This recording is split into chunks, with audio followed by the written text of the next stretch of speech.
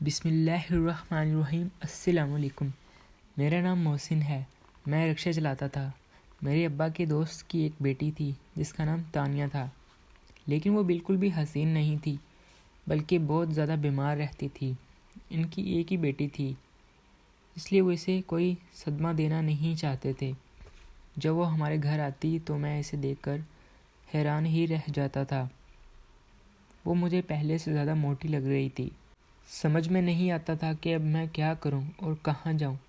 اپنی امی کے سامنے میری عرضی پیش کی تو انہوں نے کہا کہ وہ ویسے ہی موٹی ہوتی جاتی ہے، ابھی پتلی سی لڑکی لے کر آئے گا تو وہ بھی بعد میں ایسی ہی ہو جائے گی، اس لیے زیادہ پریشان ہونے کی ضرورت نہیں ہے۔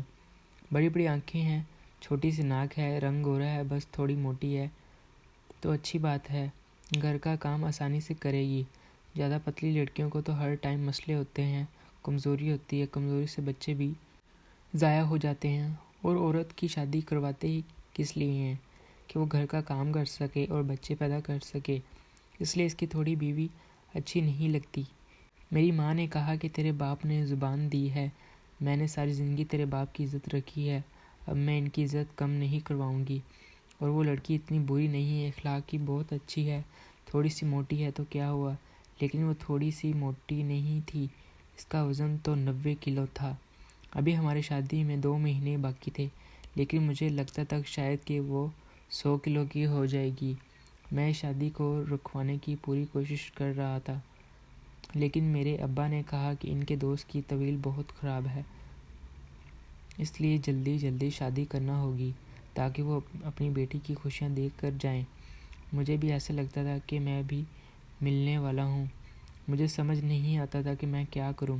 میں یہاں سب کو منانے کے لیے بیٹھا تھا اور ادھر شادی کی تاریخ بھی فائنل ہو گئی تھی۔ زبردستی میری شادی کروا رہے تھے۔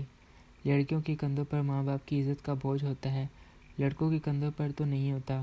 اس بات پر میرے ابا نے مجھے تھپڑ مارنے کی کوشش کی اور کہا کہ لڑکوں کے کندھوں پر بھی ہوتا ہے، اس عمر میں اب تو میری بےزتی کروائے گا، میں اپنے مرتے ہوئے دوست کو انکار کر دوں، سارا خاندان باتیں کرے گا اور تیری شادی کسی سے کرواؤں۔ اگر اب تو نے اس طرح کی کوئی بات یہ کی یا پھر شادی کے بعد اس لڑکی کو خوش نہیں رکھا تو میں تجھے گھر سے نکال دوں گا۔ بس پھر میں مجبور ہو گیا اور میری شادی کروا دی گئی۔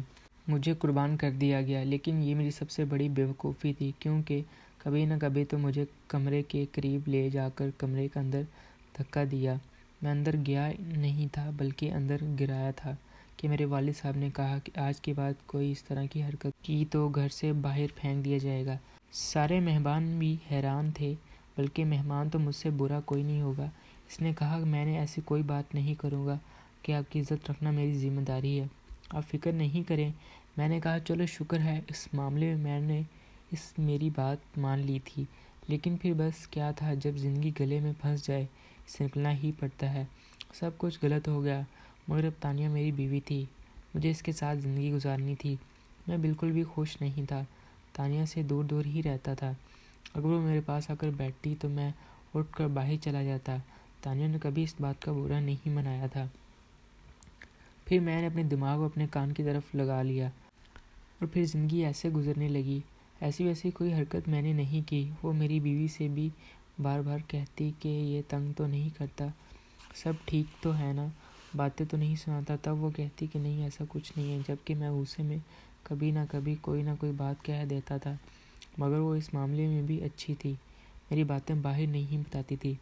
ابو تو اس کے آنے سے بہت زیادہ خوش تھے، اب اس کے والد بھی اس دنیا سے جا چکے تھے، ابا نے اس سے بہت زیادہ پیار کرتے تھے۔ تانیہ گھر کے کام میں بھی اچھے کر لیتی تھی، وجہ یہ تھی کہ میں خود بھی اسے بچہ پیدا نہیں کرنا چاہتا تھا۔ اگر وہ بچے پیدا کرتی تو پھر شاید دروازے سے اندر بھی نہ آ پاتی، اس لیے میں نے کہا بس ایسے ہی زندگی گزرتی رہے گی، اس کا اتنا وجود مشکل سے برداشت کر رہا ہوں، بچے پیدا ہو جائیں گے تو پھر کیا ہوگا۔ لیکن یہ تو اندر کی بات تھی، میں سب کے سامنے کوئی ایسی بات نہیں کر سکتا تھا، مگر سب گھبرے پیچھے پڑے تھے کہ بچہ پیدا کب ہوگا، اس لیے میں شرمسارا تھا۔ ایک روز میرے دوست نے کہا کہ بچہ نہ پیدا کرنے سے تیری بیوی پتلی تو نہیں ہو جائے گی۔ میں نے دوست کی بات مان لی۔ 10 ماہ بعد ہمارا بچہ بھی اس دنیا میں آ گیا۔ اللہ تعالیٰ نے مجھے ایک پیارے سے بیٹے سے نواز دیا۔ سارے خوش تھے، وہ سمجھتے تھے کہ سب کچھ ٹھیک ہے، لیکن میں اس شادی اور زندگی سے بالکل بھی خوش نہیں تھا۔ ایسے لگتا تھا کہ گلے میں ڈھول باندھ دیا گیا ہے، ڈھول بھی اتنا بھاری ہے کہ اٹھایا ہی نہیں جاتا۔ وہ آدمی مجھے میری منہ مانگے پیسے دینے کو تیار تھا۔ اس پر میں نے حامی بھر لی اور اگلے روز میں اس کی بیٹی کو لینے چلا گیا۔ اس کا نام نمرا تھا۔ میں نے اس لڑکی کو دیکھا تو پہلی نظر میں مجھے اس سے محبت ہو گئی۔ وہ بہت زیادہ خوبصورت تھی، دبلی پتلی نازک پھول جیسی کمر اور بہت پیاری تھی۔ اسے کپڑے پہننے کا سلیقہ بھی بہت اچھے طریقے سے آتا تھا، اور سب سے مزے کی بات یہ تھی کہ وہ بہت باتونی تھی۔ ساری راستے میرے سے بات کرتی رہتی۔ ایک ہفتہ میں ہی نمرا کے ساتھ بہت سری ہو گیا تھا۔ جب اس کو دیکھنے کے بعد میں اپنی بیوی کو دیکھتا تو وہ مجھ سے بہت زیادہ موٹی لگتی، اور میں حیران رہ جاتا کہ صبح یہ اتنی موٹی نہیں لگ رہی تھی، اب اسے کیا ہو گیا ہے۔ ایک دن ابا کو کہتے سنا کہ بیٹی تم اتنی کمزور کیوں ہوتی جا رہی ہو۔ ابا کی بات پر کھانا میرے حلق میں پھنس گیا۔ امی نے مجھے پیچھے سے کمر میں ایک تھپڑ مارا اور کہا کہ کیا ہو گیا ہے، ٹھیک تو ہے نا؟ میں نے کہا کہ یہ کیا طریقہ ہے، ایک تو بندے کے گلے میں کوئی چیز پھنس جائے اور اوپر سے سارے اسے مارنے کے لیے آ جاتے ہیں۔ میں اٹھ کر وہاں سے چلا گیا اور حیران ہونے لگا کہ میرے بابا کس طرح کی باتیں کر رہے ہیں کہ میری بیوی پتلی ہو رہی ہے، یہ کہاں سے دبلی ہو رہی ہے۔ دراصل بات یہ تھی کہ میری بیوی کا وزن تھوڑا کم ہو رہا تھا۔ شاید وہ بچے کو دودھ پلاتی اور گھر کے سارے کام بھی کرتی تھی، لیکن اتنی موٹی تھی کہ تھوڑا بہت کم ہونے سے بھی گزارا نہیں چل رہا تھا۔ اس کو کم سے کم 30 سے 40 کلو وزن کم کرنے کی ضرورت تھی۔ میرا اس کی طرف سے تھوڑا بہت دھیان بھی ہٹ گیا تھا، جو شروع میں تھا۔ میں کام پر جاتا تو سارا دن راستے میں نمرا کو دیکھتا رہتا، وہ مجھ سے باتیں کرتی رہتی، وہ بھی مجھ سے دیکھنے کے لیے دیکھتی رہتی اور مسکراتی رہتی۔ اس کا مطلب اس کے دل میں بھی میرے لیے ضرور کوئی نہ کوئی بات تھی۔ نمرا اکثر مجھ سے میری فیملی کے بارے میں بھی پوچھتی تھی۔ میں نے اسے شادی کے بارے میں بھی بتا دیا تھا۔ وہ حیران ہوئی کہ اس نے کہا کہ یہ تو واقعی آپ کے ساتھ کھڑے ہو کر آپ کی ماں لگتی ہے، آپ کی ماں باپ کا کیا ہو گیا، کیوں آپ کی شادی اس کے ساتھ کروا دی، وہ آپ سے محبت نہیں کرتے، انہوں نے دشمنی نکالی آپ کے ساتھ۔ میں نے کہا کہ میں اسے طلاق نہیں دے سکتا، ورنہ میرے والد صاحب مجھے گھر سے نکال دیں گے، اور وہ میرے بیٹے کی ماں ہے۔ نمرا نے کہا کہ پھر ٹھیک ہے، آپ نے اپنی ادھر گھر والوں کی بات مان لی، ان کی عزت بھی رکھ لی، ان کی پسند کی لڑکی سے شادی بھی کر لی، لیکن اس کا مطلب یہ تو نہیں کہ اب آپ اپنی ساری زندگی اس کے پیچھے ہی برباد کر دیں۔ کیا اب میں اپنی مرضی سے کسی لڑکی سے شادی نہیں کر سکتا؟ میں تو ابھی بھی جیسے لگتا تھا کہ 3 سال میں نے اس کے ساتھ گزار دیے تھے، اتنا کافی نہیں تھا، اور اگر میں کسی اور سے شادی کرتا تو کون سا اس کو طلاق دے دیتا، لیکن ایسی بھی لڑکی کہاں سے ملتی جو سب کچھ جانے کے باوجود بھی مجھ سے شادی کرنے کے لیے راضی ہو جائے۔ اس نے کہا کبھی کچھ لوگ ہمارے آس پاس ہوتے ہیں، لیکن ہم ان کو دیکھ نہیں پاتے۔ اس بات پر میں حیران ہو گیا کہ اس کا اشارہ کس طرف تھا۔